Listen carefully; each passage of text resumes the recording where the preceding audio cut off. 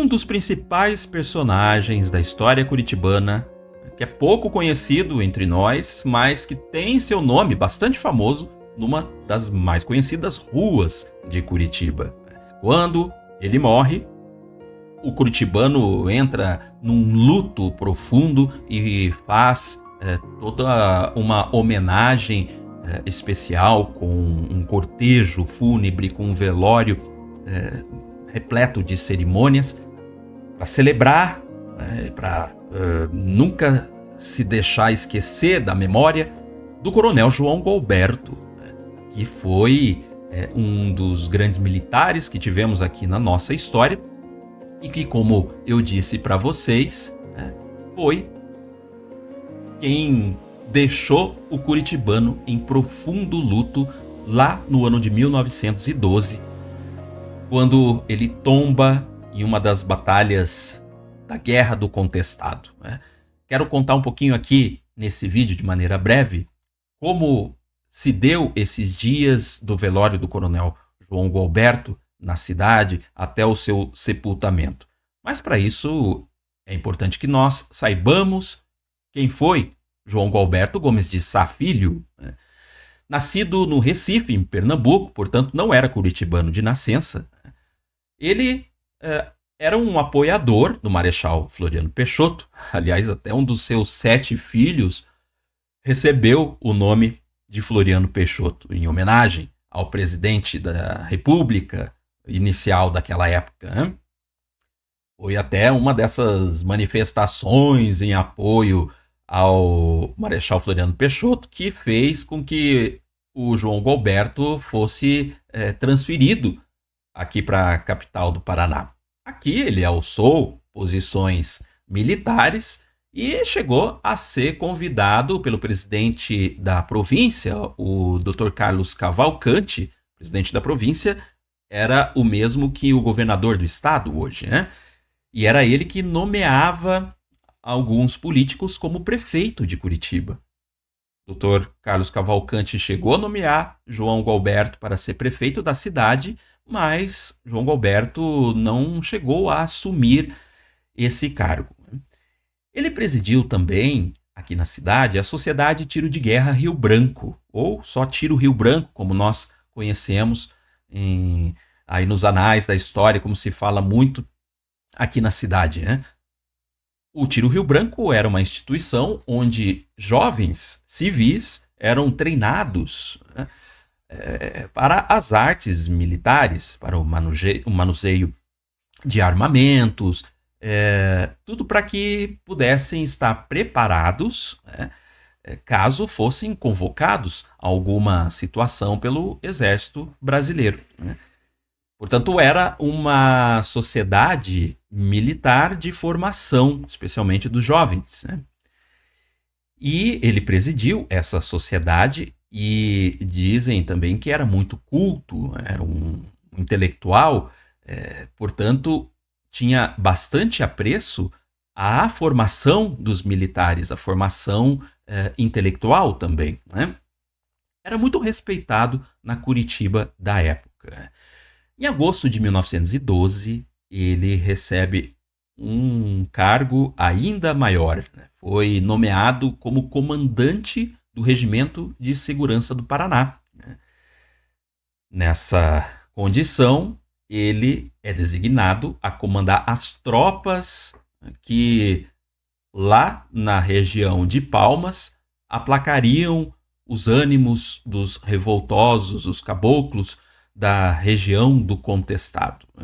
E aqui a gente entra em mais outro detalhe: a própria Guerra do Contestado, sangrenta que foi, milhares de pessoas participantes, feridas, mortas nesse conflito, que se iniciou lá em 1912 mesmo, e só terminou em 1916. O que foi a Guerra do Contestado em linhas gerais? Caboclos que habitavam a região que era contestada em seus limites, tanto por Santa Catarina quanto pelo Paraná, por isso o nome não se definia de maneira precisa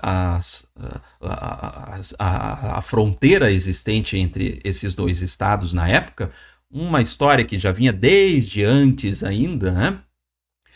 Caboclos que moravam ali, né, recebem os empreendimentos de uma empresa norte-americana que coloca ali tanto a estrada de ferro, né, instala uma estrada de ferro cortando a região, quanto também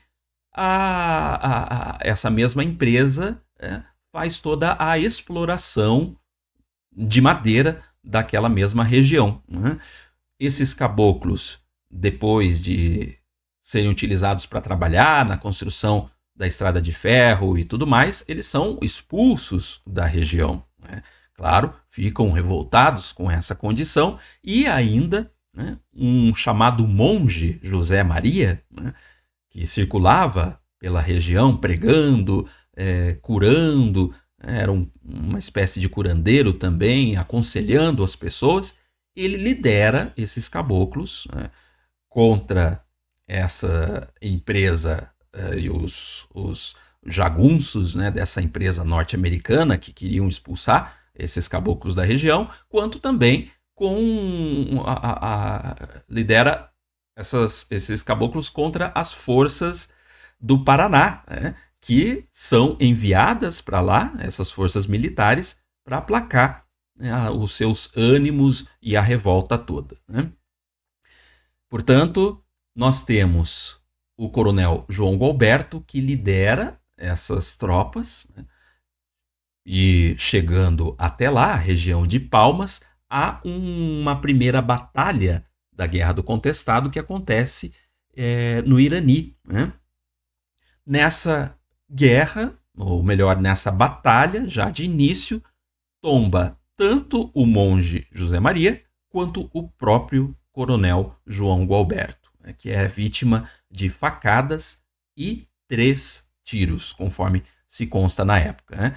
Tem uma imagem aqui, que é uma pintura, onde nós vemos o coronel João Gualberto empunhando o seu armamento no meio desse conflito todo acontecendo ali, né? Onde caem soldados da polícia militar e também caboclos, evidentemente, né?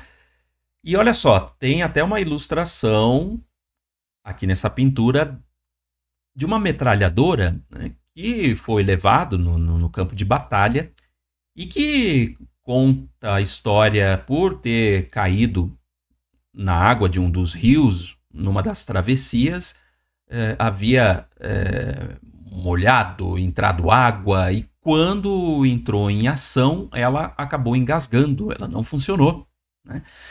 Essa metralhadora, pelo que parece, teria decidido muito dessa batalha, né? Possivelmente os caboclos teriam sido, né, dizimados facilmente com a utilização dessa metralhadora. Mas, né, na sua inutilização, quem cai é a tropa do coronel João Gualberto e ele próprio, né? Acontece então que o coronel, que era muito bem quisto aqui na cidade de Curitiba e em todo o Paraná, ele é inicialmente enterrado às margens do rio, da região onde ele foi morto, e 3 dias depois, no dia 25 de outubro, né, a batalha se deu no dia 22 de outubro, e no dia 25 ele foi desenterrado pelos próprios militares e enviado para Palmas, né, chegando lá no dia 29. E foi velado na cidade até o dia 1º de novembro. Nisso, as notícias começaram a chegar em Curitiba também, né? Depois de Palmas, o corpo do coronel João Gualberto foi conduzido até União da Vitória, ali na região também, né? Onde ele foi velado em uma loja maçônica, já que o próprio coronel era também maçom, né? Aqui há uma imagem onde nós vemos o caixão contendo o corpo do coronel João Gualberto na cidade de Palmas mesmo, né? Essa imagem é um registro daqueles dias, né? Bom, de Curitiba é enviado um trem até União da Vitória, preparado com um carro fúnebre, né? E todo decorado especificamente para que se conduzisse o corpo do coronel até Curitiba e aqui fosse devidamente velado, né? O trem então parte lá de União da Vitória no dia 5 de novembro e chega em Curitiba no dia 6, né? Olha só, há uma fotografia, um registro desse vagão que conduziu o caixão e o corpo do coronel João Galberto, todo decorado, né? Todo ali mostrando em evidência a valiosa carga que tinha, né? E as pessoas ali, enfim, todos preparando essa viagem até Curitiba, né? Chegando aqui na nossa capital paranaense, o corpo evidentemente chega até a estação ferroviária, que sempre vale lembrar, ficava onde hoje há o shopping estação, né? Por isso o shopping tem esse nome. Ali era a estação ferroviária desde o ano de 1885, né? E os curitibanos estavam presentes aos milhares ali para fazer a recepção do corpo do coronel João Galberto. É feito então todo um cortejo fúnebre saindo da estação ferroviária até o tiro de guerra, né? O tiro Rio Branco, onde o corpo do coronel foi velado, né? Eu vou contar para vocês onde ficava o tiro Rio Branco na época do João Galberto. Mas antes quero mostrar outra foto que existe do interior do vagão do trem, né? Onde nós temos aqui o caixão do corpo do coronel, né? E lá dentro todo enfeitado, decorado para a ocasião, né?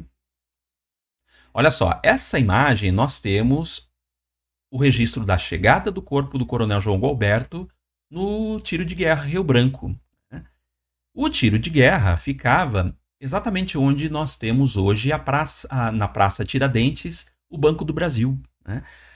Tanto que aqui atrás nós vemos um trecho da Alameda Doutor Muricy, né?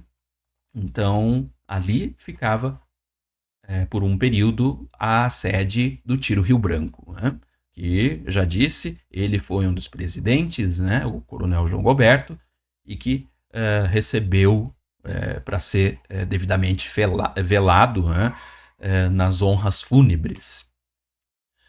No dia 7 de novembro, às 10 da manhã, os restos mortais do coronel seguiram até a Catedral Basílica de Nossa Senhora da Luz dos Pinhais, ou seja, a nossa Catedral de Curitiba, localizada na Praça Tiradentes, onde foi rezada uma missa de corpo presente, né?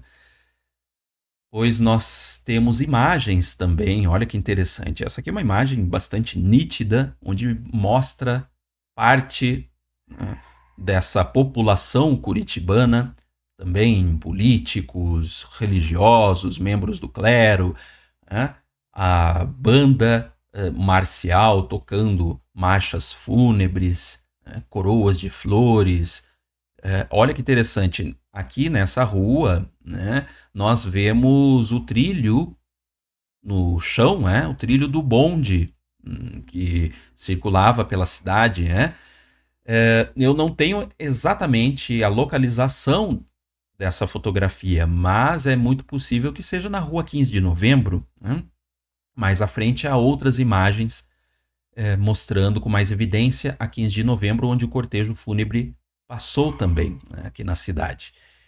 E aqui a gente vê até um cachorrinho, olha só, né, no centro da foto, um cachorrinho ali, né, acompanhando o cortejo fúnebre, né? Uma outra imagem, como eu disse para vocês agora há pouco, olha, da 15 de novembro, onde nós vemos aqui abaixo o cortejo fúnebre, né? E toda a população curitibana, grande parte dela, ao menos, acompanhando, né, esse cortejo. E aqui à direita nós vemos a Casa Peixoto, está até escrito aqui bem pequeno, talvez vocês não enxerguem muito bem. Casa Peixoto, que era a sede do Jornal Diário da Tarde também. Um jornal bastante importante na época, lá no início do século XX. Né? Temos também a loja de roupas feitas Tramujas e Veloso, né? Ficava ali ao lado, a Casa Gravina e na esquina lá a Casa Cristal. Né?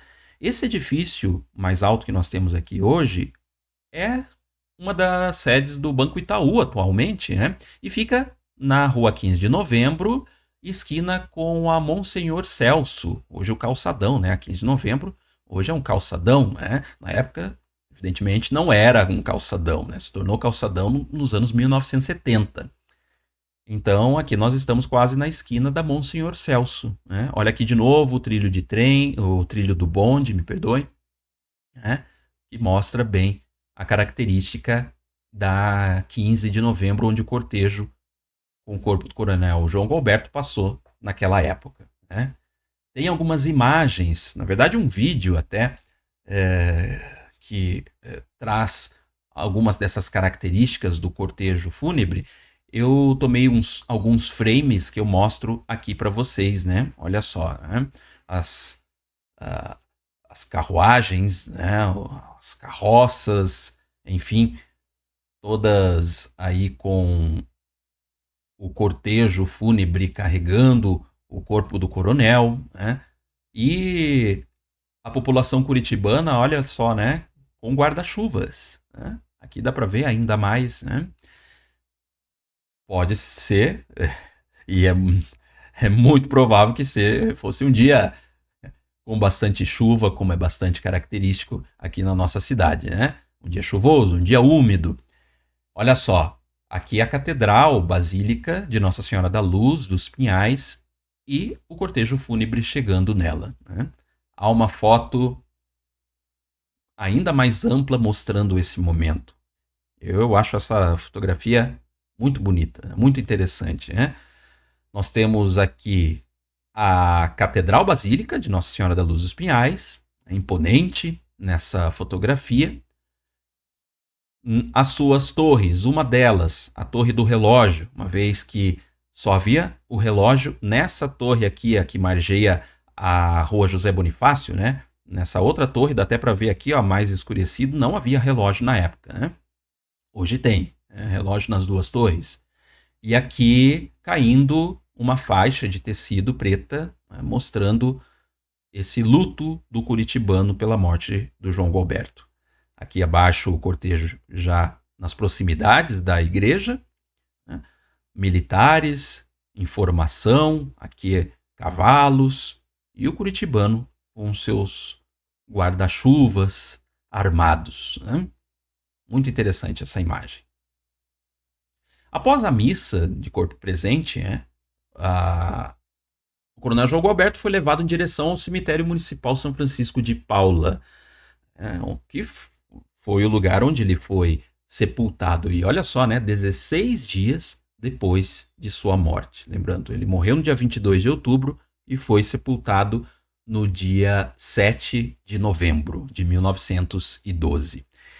E aqui eu tomo emprestado algumas imagens do livro O Guia de Visitação ao Cemitério Municipal São Francisco de Paula, da pesquisadora Clarissa Grassi, que tem esses detalhes do jazigo monumento do João Galberto, existente lá até hoje. Quem visita o cemitério, aliás, recomendo muito essa visita, consegue identificar, né, de maneira bem característica, bem alto esse jazigo. Né?